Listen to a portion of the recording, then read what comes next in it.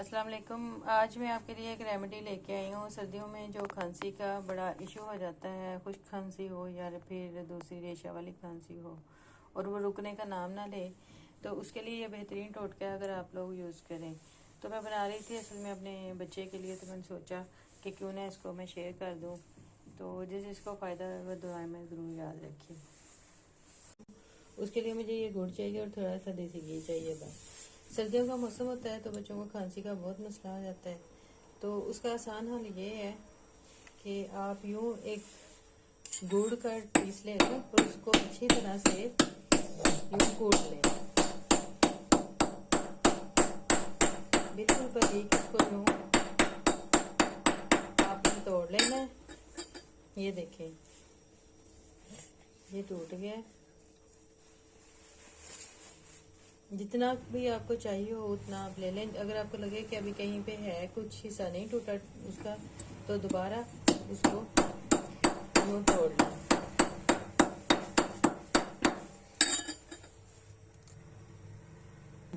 Next ये है कि आप एक नॉन स्टिक पैन ले लें या दूसरा भी पैन ले लें ताकि वो जुड़ रहे इसके साथ। मैंने फिलहाल नॉन स्टिक लिया है। इसको इसके ऊपर आपने थोड़ा सा घी डालना है, थोड़ा सा डाल देंगे तो थोड़ा सा ज्यादा है, इतना काफी है। इतना ये देसी घी है जो डालना है आपने। जैसे ही घी थोड़ा सा मेल्ट होगा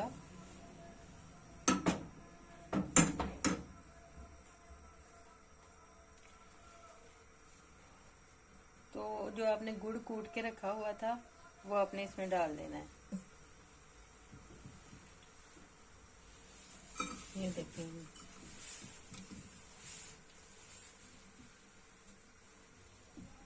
बच्चों और बड़ों सभी के लिए ये टोटका बेहतरीन काम करता है खांसी में। जो खांसी बिल्कुल भी आप कह लें कि आप सिरप भी दे रहे हैं और बच्चों की खांसी रुक नहीं रही।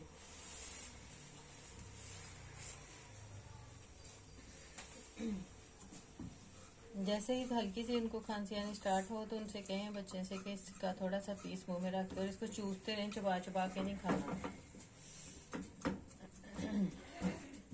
ये टेस्टी भी होता है, बच्चे खाते भी बड़े शौक से हैं क्योंकि ये इसका फ्लेवर ऐसे आ रहा था जैसे गुड़ की चिक्की का आता है।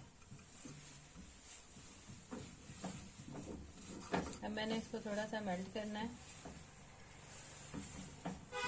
इसको थोड़ा नरम रखना है, सख्त ना हो जाए ज़्यादा ना। बस जरा सा घी, कह लेंगे कि घी हो और वो मेल्ट होके एक जान हो जाए बस।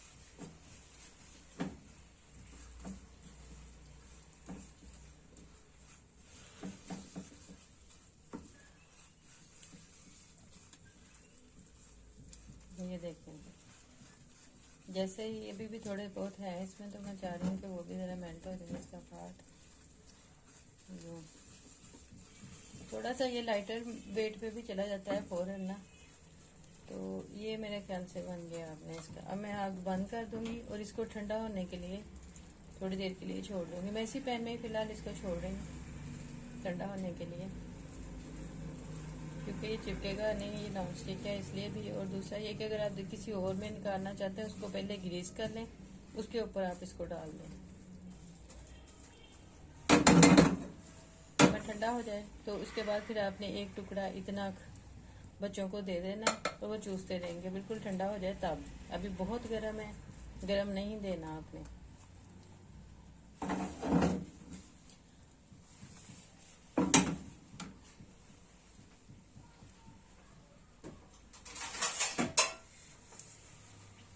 सोचा चले मैं आपको थोड़ा सा स्टील की प्लेट पे भी इसको निकाल के दिखा दूँ। यूँ आप निकाल लेंगे, ये नहीं चिपकेगा क्योंकि इसमें घी है तो वो इसको चिपकने नहीं देगा। अगर आपने थोड़े बहुत इसके पीसेस की शेप करनी है वो अभी से ही आप उसको डिज़ाइन कर दें, क्योंकि फिर बाद में इसकी शेप नहीं बनेगी। बाद में फिर रैंडम आएगी, जैसे वो टूट के आती है बनती है ना, वैसे यूँ ये यूँ टुकड़े बन जाएंगे। और कोई एक छोटा सा पीस उनको कहते रहें, बच्चों को चूसते रहें, तो इंशाल्लाह उनकी खांसी ठीक रहेगी।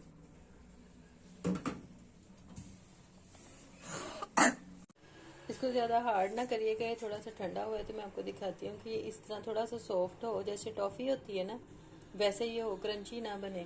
तो इसका ज़्यादा मैंने देखा है कि इफेक्ट आता है, बजाय इसके कि अगर ये सख्त हो जाए गुड़ की चिक्की की तरह से।